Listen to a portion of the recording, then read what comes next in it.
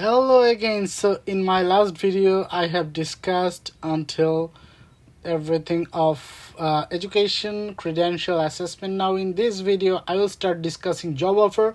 Since job offer is another vast topic, so it will be divided in like 3 to 4 videos. So let me see how many videos I have to prepare, but it is like I'm telling you once again that this is not a rocket science. This is at best a board science doing the peer application by yourself. So do not worry, this is not a rocket science. This is at best a board science, and it is as easy as water. You can do it yourself.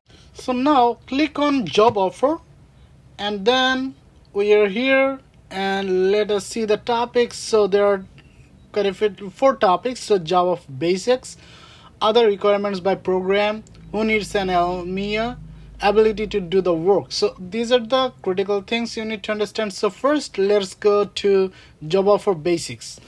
We no longer give points for job offers. So this is a very important thing. This is a very important disclaimer for you to understand.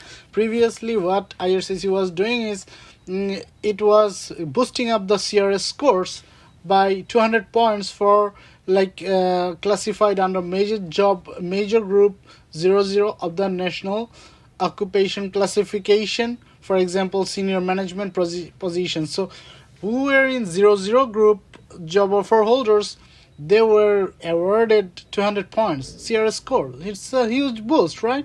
In any other skilled occupation 50 points, other than 00 major groups, any other skilled occupation 50 points. So this was going on previously, like whichever job offer you have obtained, for that job offer, for that eligible job offer, you would receive CRS scores 200 points or 50 points. But now they are not going to give points for job offers.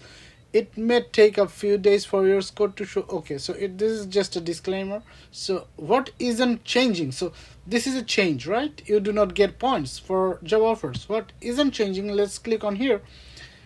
If having a valid job offer is part of your eligibility criteria, this won't change. This includes the federal skilled trades program, the federal skilled worker program, some streams under provincial nominee programs. You should still include the details of any job offers in your express entry profile, so you stay eligible for these programs.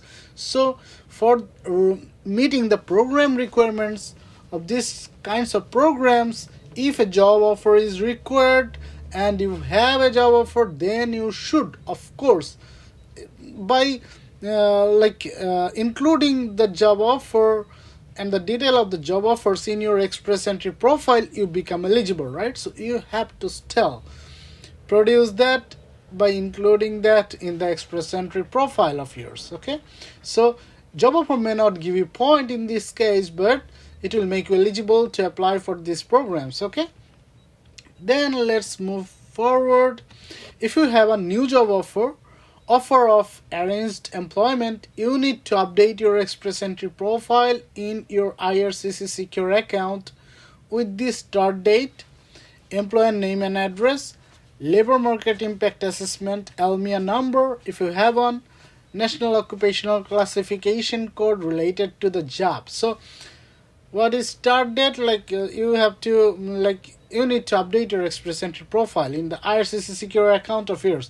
So whoever has no idea about how to open IRCC secure account, all those things will be discussed later on, so do not worry at all. I will be with you, no problem. Okay, so bear with me, no problem.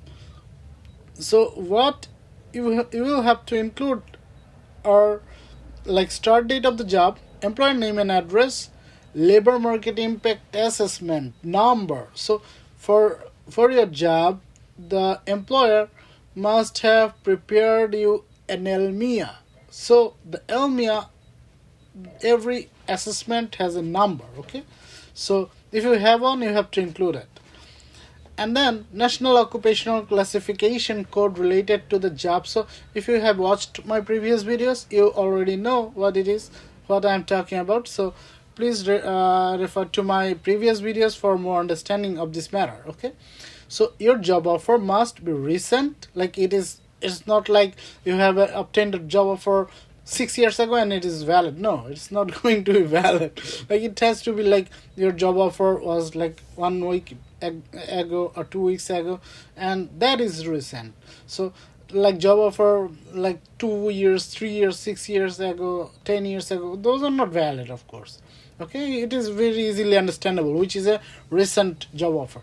And be in writing. Your job offer cannot be oral. Some of the employers, if they are talking to you like, I will hire you if you can come to Canada. In Canada, I will hire you, or I'm hiring you, you come to Canada. So these types of talking is nonsense. So there is no point in getting an oral confirmation of job. So you have to have a written job offer. Okay, not be from an embassy, high commission, or consulate in Canada. It cannot be from an embassy, high commission, or consulate in Canada. It cannot be a job offer from them. Okay, a job offer has to be from a legit commercial or like any other private or public organization, whichever is not a Canadian embassy, not a Canadian high commission or consulate. Okay, so set out details of the job they're offering you, such as your pay and deductions. So set out details.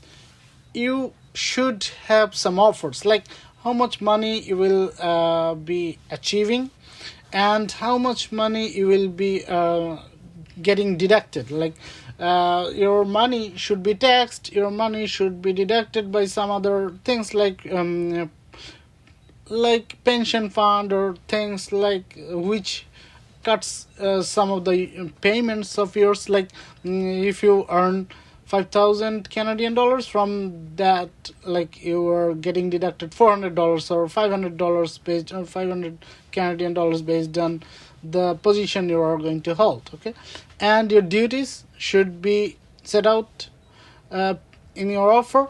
The conditions of employment, like your hours of work. Your hours of work has also is also needed to be mentioned. Okay, so a work permit on its own is not a job offer. So even if it is an open work permit, so even if you have a work permit or even if you have an open work permit, that is not going to be a job offer. Okay, job offer has to be an offer of employment from a dedicated employer, and of course not from Canadian embassy, high commission, or consulate. So it has to be a legit practical employer. It has to be written. But your work permit is not a job offer. Work permit means you are permitted to work for an employer, not like it is itself a job offer. Okay, your job offer must also meet other criteria to be valid under the express entry program you qualify for below. So your job offer must also meet the criteria to be valid under the express entry program you qualify for below. So there are 4 types of programs. So for each kind of program, like your job offer has to be in a form or in a shape so that it fits within this criteria. Like for Canadian experience class, your job offer should be one type, and like it has to meet some criteria, right? So if your job meets the criteria of this program, so this program, for this you will be eligible for. If your job offer meets the criteria of this program, then you will be eligible to apply for this program. So in this way you will be able to apply for each of like one of those 4 programs you are going to apply for. Okay, so this is what going to happen. And if you're a physician with a job offer in Canada, what to do? So for your understanding, there is there are some writings so that you have to read and understand what to do for being if you are a physician with a job offer in Canada, what your job offer has to be like, what should be looking like. So those are the things are mentioned here. You have to read by yourself and understand. Okay, so thank you for watching. So in my next video I'll go with discussing other requirements by the program and so forth. Okay, thank you for watching. Have a good day. Bye bye.